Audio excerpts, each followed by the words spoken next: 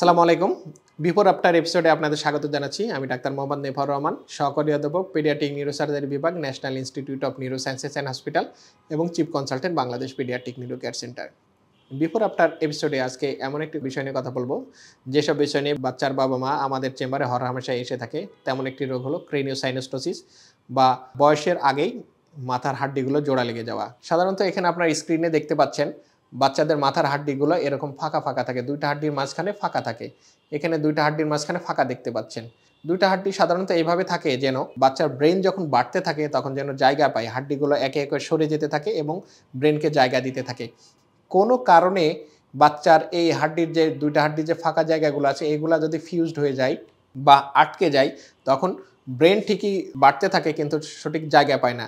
এই জায়গা না পাওয়ার কারণে যেই দিকে জায়গা পায় সেই দিকে মাথার আকৃতি এলোমেলো হতে থাকে, অর্থাৎ এই রোগ হলে মাথার আকৃতিতে পরিবর্তন ঘটে। এখন ক্রেনোসাইনোস্টোসিস বিভিন্ন ধরনের হয়ে থাকে। আপনারা দেখেন এখানে ক্রেনোসাইনোস্টোসিস দেখা যাচ্ছে। ক্রেনোসাইনোস্টোসিসে একদিকের জোড়া লেগে গিয়েছে, তীর চিহ্ন দিয়ে বোঝানো হয়েছে। তীর চিহ্ন দিয়ে একদিকের হাড্ডিগুলো জোড়া লেগে গেছে, সুতরাং এই দিকে মাথাটা বাড়তে পারছে না। ব্রেন বাড়তেছে, বাচ্চার মাথাটা বাড়তে পারছে না, ওই জন্য এখানে দেখেন কেমন চ্যাপটা হয়ে গেছে। আরেক ধরনের ক্রেনোসাইনোস্টোসিস দেখেন পিছনের একদিকের হাড্ডি জোড়া লেগে গিয়েছে, তীর চিহ্ন দিয়ে দেওয়া হয়েছে, তীর চিহ্ন দিয়ে বোঝানো হয়েছে। সুতরাং মাথার আকৃতির একদিকে বাড়তেছে আর একদিকে বাড়তে পারছে না, সুতরাং মাথার আকৃতিতে পরিবর্তন হচ্ছে। আরেক ধরনের ক্রেনোসাইনোস্টোসিসে অনেকগুলো সুচার যেগুলো যে অনেকগুলো আছে সব বন্ধ হয়ে গেছে। বন্ধ হয়ে যাওয়ার কারণে মাথার ব্রেনের চাপে মাথার হাড্ডিগুলো কেমন জালিকার মতন হয়ে গেছে, ফোটা ফোটা হয়ে গেছে, দেখছেন ছিদ্র ছিদ্র হয়ে গেছে।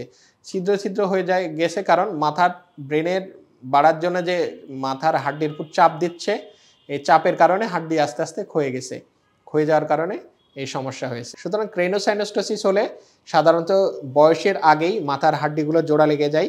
জোড়া লাগার ফলে ব্রেনের ঠিকমতো বাড়তে দেয় না, সুতরাং শিশুর বুদ্ধিবৃত্তিক বিকাশ কম হয় এবং শিশুর মাথার আকৃতির পরিবর্তন ঘটে। এখন ক্রেনোসাইনোস্টোসিস রোগের অপারেশনের উদ্দেশ্য হলো দুইটা। একটা হলো ব্রেনের বাড়ার জন্য জায়গা তৈরি করে দেওয়া, আর একটা হলো বাচ্চার মাথার আকৃতি সুন্দর করে দেওয়া, বাচ্চার মাথার যে আকৃতি পরিবর্তিত হয়েছে সেটাকে সুন্দর শেপে নিয়ে আসা। এই দুইটি কারণেই সাধারণত ক্রেনোসাইনোস্টোসিসের অপারেশন করা হয়। সাধারণত 3 থেকে 18 মাস বয়স পর্যন্ত ক্রেনোসাইনোস্টোসিস রোগের অপারেশন করার উপযুক্ত সময়। এরপরেও করা যায়, এরপরে করলে বাচ্চার মাথার আকৃতির শেপের পরিবর্তন হয় কিন্তু ব্রেনের ডেভেলপমেন্ট সঠিকভাবে হয় না। সুতরাং ক্রেনোসাইনোস্টোসিস হলে আপনার বাচ্চার অপারেশন সাধারণত 3 থেকে 18 মাসের মধ্যে করানো উচিত। আমরা এখন দেখাবো ক্রেনোসাইনোস্টোসিস একটা রোগীর অপারেশন করেছি।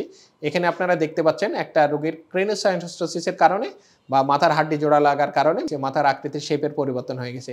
এই রোগীটার আমরা অপারেশন করি। অপারেশনের আগে বাচ্চার পরীক্ষা নিরীক্ষার পরে দেখতে পারি একটা 3D সিটি স্ক্যানের যে ছবিতে আপনারা দেখতে পাচ্ছেন মাথার হাড্ডিগুলো কেমন ছিদ্র ছিদ্র হয়ে গেছে এবং মাথার হাড্ডিগুলো জোড়া লেগে গেছে। এই বাচ্চাটার অপারেশনের পরের অবস্থা দেখেন, অপারেশনের পরে বাচ্চার আকৃতি, মাথার আকৃতি সুন্দর পরিবর্তিত হয়ে গেছে। এটা অপারেশনের ইমিডিয়েট পরে এবং বাচ্চার বাসায় যাওয়ার পরে তার বাবা মা ছবি তুলে পাঠিয়েছে এবং তারা এর জন্য আমাদের প্রতি কৃতজ্ঞতা প্রকাশ করছে। সুতরাং ক্রেনোসাইনোস্টোসিস অপারেশন যদি সঠিক সময় করা যায়, বাচ্চার মাথার আকৃতিতে পরিবর্তন হয়, বাচ্চার ব্রেনের ডেভেলপমেন্টের সুন্দর হয়, বাচ্চার বুদ্ধিবৃত্তিক বিকাশ সঠিকভাবে হয়। সুতরাং ক্রেনোসাইনোস্টোসিস রোগ হলে আপনি আপনার বাচ্চাকে যত দ্রুত সম্ভব একজন পেডিয়াট্রিক নিউরোসার্জনের কাছে নিয়ে যান। পেডিয়াট্রিক নিউরোসার্জন দেখে আপনার বাচ্চার কী ধরনের অপারেশন করতে হবে, এই অপারেশন কতটা জরুরি সে বিষয়ে আপনাকে উপদেশ দিতে পারবে। সুতরাং পেডিয়াট্রিক নিউরোসার্জনের জন্য আপনি বাংলাদেশ পেডিয়াট্রিক নিউরো কেয়ার সেন্টারে যোগাযোগ করতে পারেন। এখানে দক্ষ অভিজ্ঞ পেডিয়াট্রিক নিউরোসার্জনের সরাসরি তত্ত্বাবধানে পেডিয়াট্রিক নিউরোসার্জারির সকল প্রকার চিকিৎসা সেবা প্রদান করা হয়। ভালো থাকুক আপনার বাচ্চা, সুস্থ থাকুক আপনার বাচ্চা, সুচিকিৎসায় সুন্দর আগামী, এই প্রত্যয়ে বাংলাদেশ পেডিয়াট্রিক নিউরো কেয়ার সেন্টারের পথ চলা।